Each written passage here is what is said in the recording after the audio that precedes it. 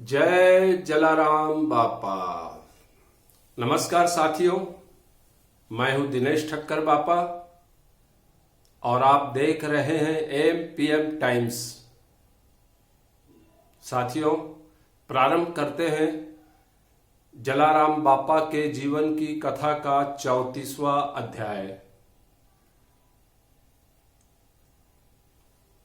जलाराम बापा की धर्मपत्नी वीरबाई अपने पति के सेवा कार्यों में सहयोग करने के साथ ही प्रभु भक्ति भी नियमित रूप से करती थी।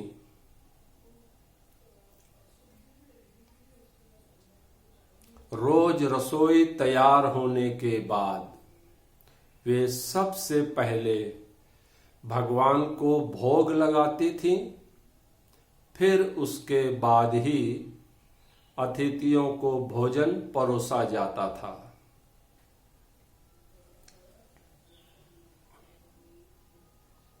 एक दिन वे हमेशा की तरह पूजा पाठ करने के बाद वृद्ध महात्मा से प्राप्त झोली डंडा के दर्शन कर निवृत्त हुई थी। तभी उन्हें एकाएक साक्षात राधा कृष्ण के दर्शन हुए।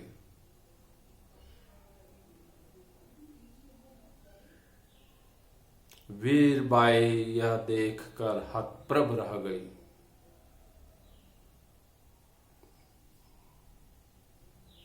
फिर उनकी आंखों से खुशी के आंसू छलक उठे। दोनों हाथ जोड़कर उन्होंने अपनी कृतज्ञता व्यक्त की। तत्पश्चात वे जब पूजा घर से बाहर वाले कमरे में आई तो कड़बी जाति की एक ग्रामीण महिला जो हाथ में एक नारियल रखे हुए थी, उनकी प्रतीक्षा करते हुए मिली।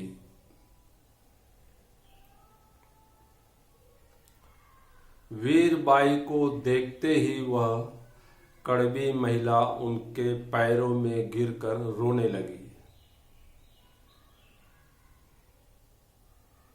वीरबाई ने उसके सिर पर वात्सल्य से हाथ फेरते हुए उसे उठाया। फिर पूछा, बहन ऐसे क्यों रो रही हो तुम? कोई संकट आया हो तो, कोई दुख हो तो साफ साफ बताओ बहन। मेरे प्रभु श्री राम तुम्हारी सहायता अवश्य करेंगे बहन। फिर अश्रुपूरित नेत्रों के साथ उस महिला ने सकुचाते हुए कहा,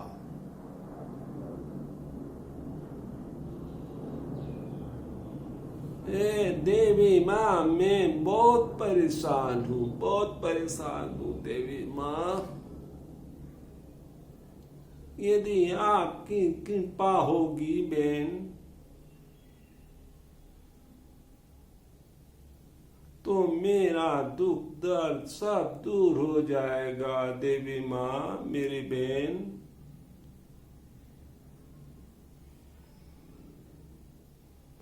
फिर वीरबाई ने उसे भरोसा दिलाते हुए कहा, निसंकोच अपनी परेशानी बताओ बेन, घबराओ नहीं, तुम्हारा दुख दर्द अवश्य दूर हो जाएगा।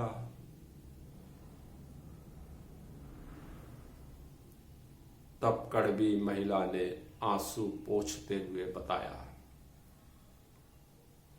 हे देवी माँ, मैं रूडा पटेल की बहू हूँ देवी माँ। कुछ दिन पहले काना पटेल के लड़के की बारात में मैं गई थी। विवाह के समय आपाधापी में मेरे नाक की नथ कहीं गिर कर खो गई देवी माँ। मैंने उसे बहुत ढूंढा लेकिन कहीं नहीं मिली, वो कहीं नहीं मिली। हो सकता है किसी ने उसे उठाकर खुद रख लिया हो देवी माँ। मेरे पति तो बहुत शांत स्वभाव के हैं, लेकिन मेरी सासू माँ बहुत गुस्सेल है, बहुत गुस्सेल है। नथ को लेकर उसने मेरा जीवन दूभर कर दिया है देवी माँ। ऐसी स्थिति में मेरे जीवन का कोई फायदा नहीं, मेरे जीने से क्या लाभ देवी माँ। अब तो आत्महत्या कर लेना ही उचित लग रहा है देवी माँ। इसलिए मैं अंतिम बार आपका आशीर्वाद लेने आई हूं देवी माँ, ताकि मेरा परलोक सुधर जाए देवी माँ। फिर वीरबाई ने उसे विनम्रता से समझाते हुए कहा, बहन ऐसा बिल्कुल नहीं करना। कभी ऐसा आत्मघाती कदम नहीं उठाना बहन। प्रभु श्री राम की कृपा से हमें यह मानव शरीर मिला है बहन। इसकी रक्षा करना हमारा दायित्व है बहन। इस शरीर के माध्यम से ही हम अच्छे कार्य करने हैं हमें। फिर इसे नष्ट करने का क्या अर्थ है बहन। तुम धैर्य रखो, तुम्हारा दुख अवश्य दूर हो जाएगा। यह समझाइश देते हुए वीरबाई ने उसे कुछ देर बैठने को कहा।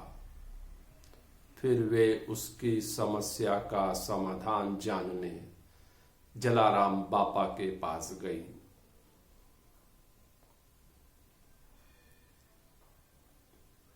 जलाराम बापा तब प्रभु भक्ति में ध्यान मग्न बैठे थे। थोड़ी देर बाद जब वे निवृत्त हुए तो वीरबाई ने उन्हें उस कड़वी महिला की परेशानी का ब्यौरा दिया। उसके द्वारा आत्महत्या करने की मंशा से भी उन्हें अवगत कराया।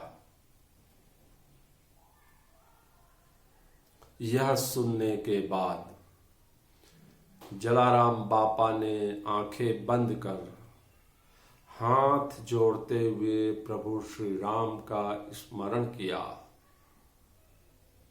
अगले ही क्षण वे वीरबाई के साथ उस महिला के पास पहुंच गए।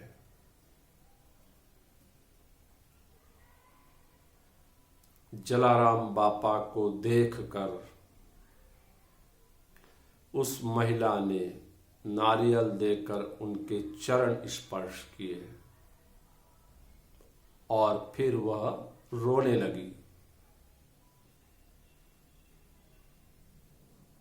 जलाराम बापा ने उसे शांत कराया। तत्पश्चात महिला द्वारा श्रद्धापूर्वक भेंट स्वरूप लाए गए नारियल को उसके सामने ही फोड़ा। नारियल फोड़ते ही चमत्कार सा हो गया।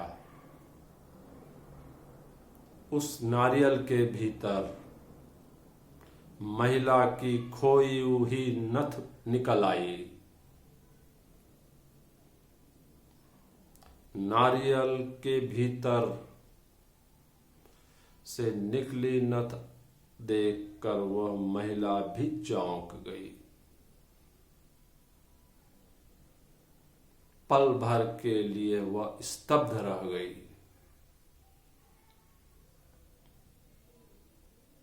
फिर प्रसन्नतावश वह जलाराम बापा के जयकारे लगाने लगी, जय जलाराम बापा, जय जलाराम बापा।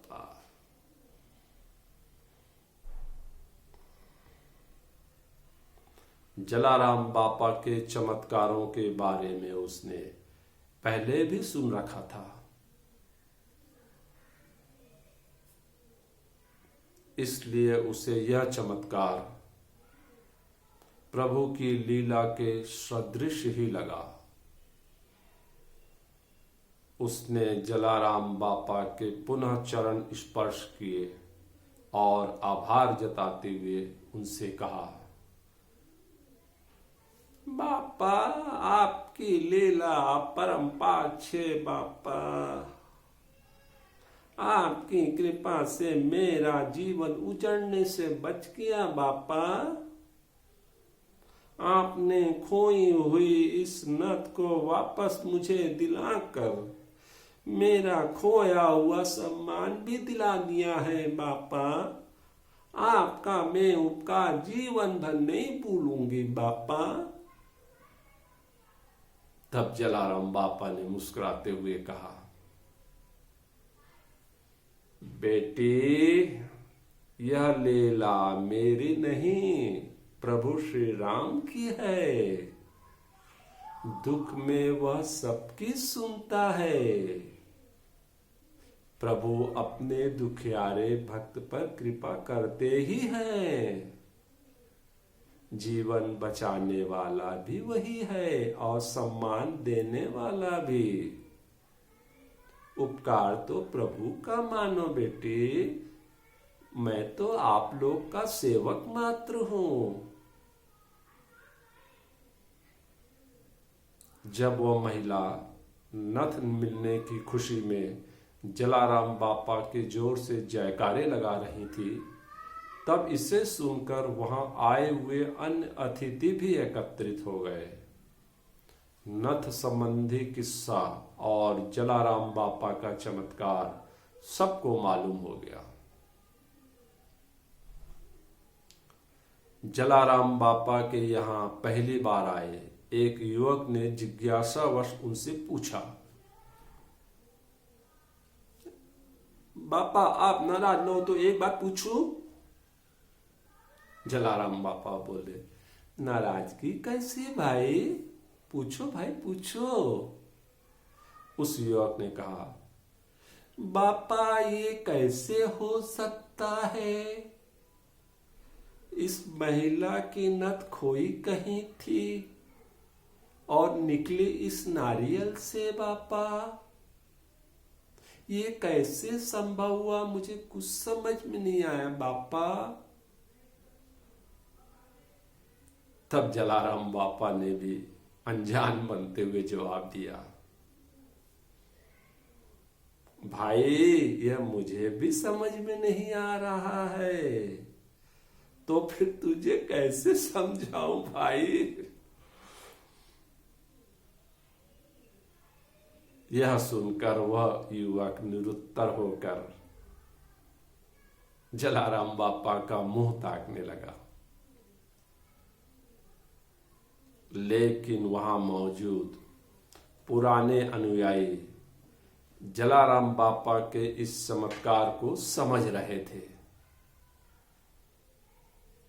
उधर वह कड़वी महिला ने जलाराम बापा के इस चमत्कार से प्रभावित होकर मन बना लिया कि अब अपने गांव वह वापस नहीं जाएगी और जलाराम बापा के यहाँ रहकर उनके सेवा कार्यों में सहयोग करेंगी। फिर उसने वीरबाई से कहा, ए देवी माँ,